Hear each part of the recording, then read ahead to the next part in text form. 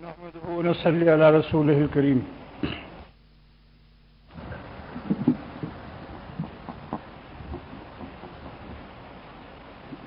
أعوذ بالله من الشيطان الرجيم. بسم الله الرحمن الرحيم.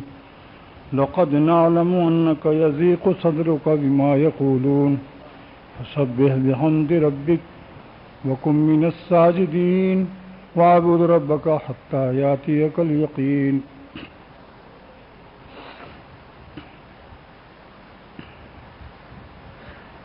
وقال رسول الله صلى الله تعالى عليه وسلم: اللهم أرنا الحق حقا وارزقنا اتباعه وأرنا الباطل باطلا وارزقنا اجتنابه. بعض مضامین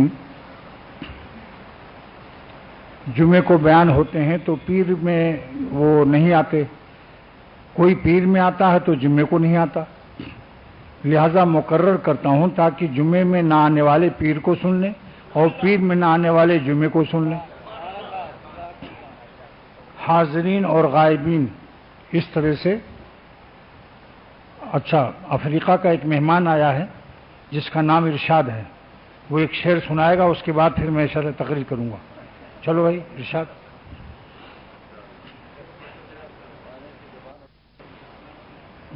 میمن ہے، میمن، لہذا قابل قدر ہے. پکڑے رہو میاں، گرا دو گے کیا تم؟ اس شعر کا میں اکثر پڑھتا رہتا ہوں، جس کا مضمون یہ ہے کہ بادشاہوں کے سروں میں درد ہے اور اللہ والوں کے سینوں میں نور کا دریا بہہ رہا ہے.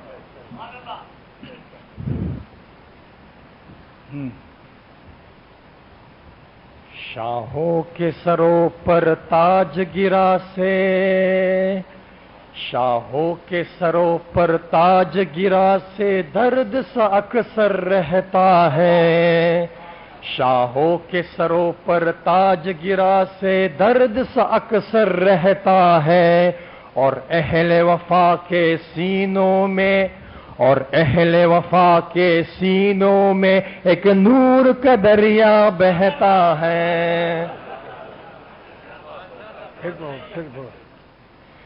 شاہوں کے سروں پر تاج گرا سے، شاہوں کے سروں پر تاج گرا سے درد سا اکثر رہتا ہے، اور اہل وفا کے سینوں میں، ہاں اہل وفا کے سینوں میں ایک نور کا دریا بہتا ہے.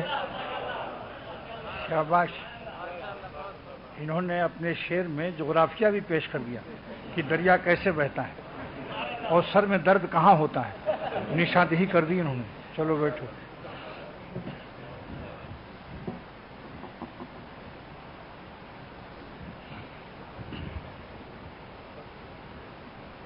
میں اپنے مضمون سے پہلے آپ کی تفہیم اور آپ کو سمجھانے کے لیے ایک واقعہ پیش کرتا ہوں جو حضرت جلال الدین رومی رحمۃ اللہ علیہ نے مثنوی معروم میں بیان فرمایا کہ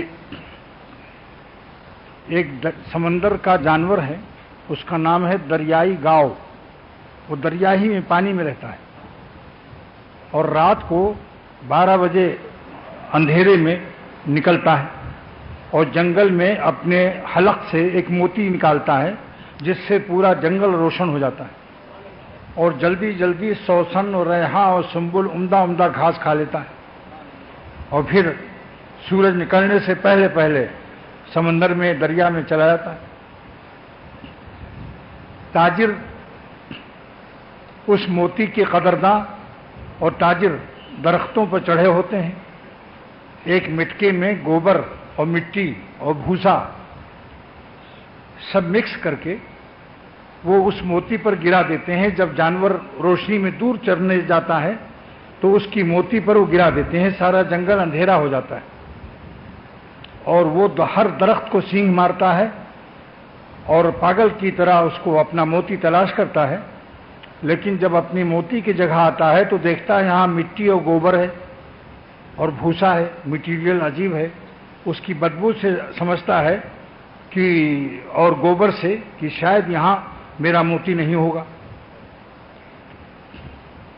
تو مولانا رومی فرماتے ہیں رحمۃ اللہ علیہ کہ اللہ والوں کی لیٹرین وغیرہ مت دیکھو، ان کی ہوا کھل جائے تو اس سے بدگمان مت ہو جاؤ، ان کے دل میں اللہ کی محبت اور دوستی کا اور ولایت کا موتی چھپا ہوا ہے۔ تم انسان ہو، وہ تو جانور ہے، جانور اگر اپنے موتی سے غافل ہو گیا تو اس پر کوئی الزام نہیں کہ وہ بیوقوف ہے۔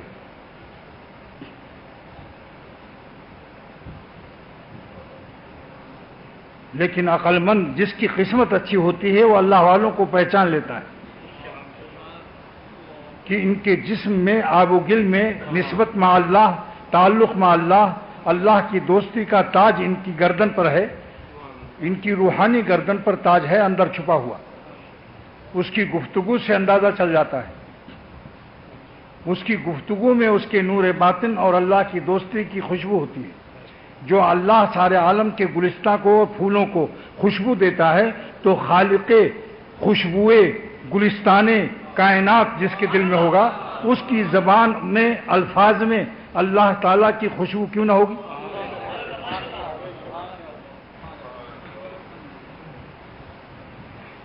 تو مولانا رومی نے فرمایا کہ جو لوگ اللہ والوں کے ساتھ بدگمانی کرتے ہیں ان کی مثال اسی جانور کی سی ہے کہ وہ گوبر کے پاس نیچے اگر تلاش کرتا تو موتی پا جاتا۔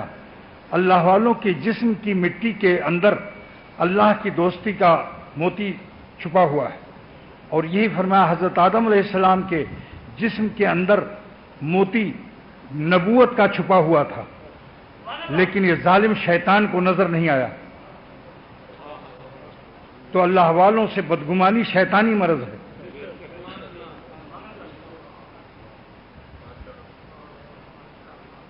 سجدہ کرنے سے بعد نہیں انکار کر دیا، یہ نہ سوچا کہ کس کا حکم ہے، خاک میں کس نے ملایا یہ تو دیکھ، شکر کر مٹی سوارت ہو گئی۔ اللہ کا حکم تھا بے چون و چرا، شیخ کا بھی حکم، شریعت کے بارے میں اس کو حق نہیں ہے اضافہ کرنے کا، مگر تربیت کے بارے میں جو کہتے اس کو مین و عن تسلیم کر لو آنکھ بند کر کے۔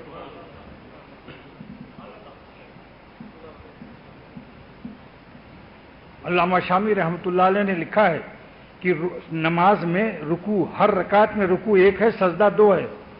کیا راز ہے؟ سجدہ ڈبل، رکوع ڈبل نہیں ہے۔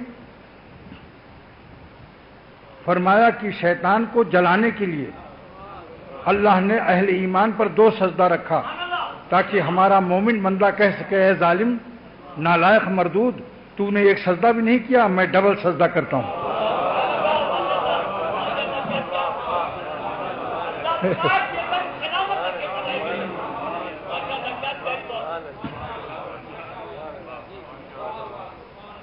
ایسی جنازے کی نماز میں سینے کے سامنے امام کھڑا ہوتا ہے۔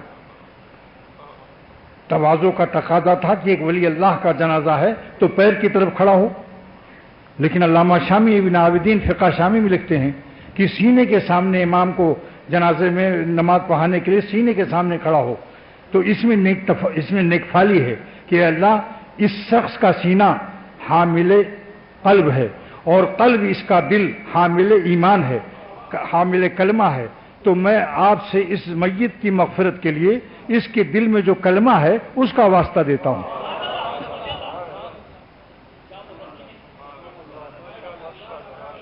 سینے میں دل اور دل میں ایمان، اس لیے سینے کے سامنے امام کو کھڑا ہونے کا حکم ہے۔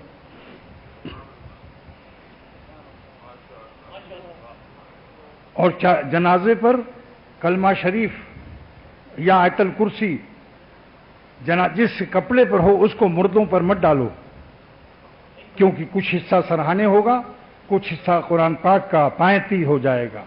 اللہ کی عظمت کے خلاف ہے کہ اس کا کلام یا کلمہ وہ کچھ حصہ مردے کے سر کے پاس ہو، کچھ اس کے پیر کی طرف ہو۔ بتاؤ قرآن شریف اگر رکھا جائے مردے کے پیر کی طرف تو آپ کہیں گے کہ کتنے بدتمیز لوگ ہو۔ الحمدللہ میں نماز جنازہ نہیں پڑھاتا جب تک کہ وہ چادر ہٹوا نہ لوں۔ ایک چادر میں مستزاد کا انگریزی ترجمہ ایکسٹرا، جناب یہ نہ کہنا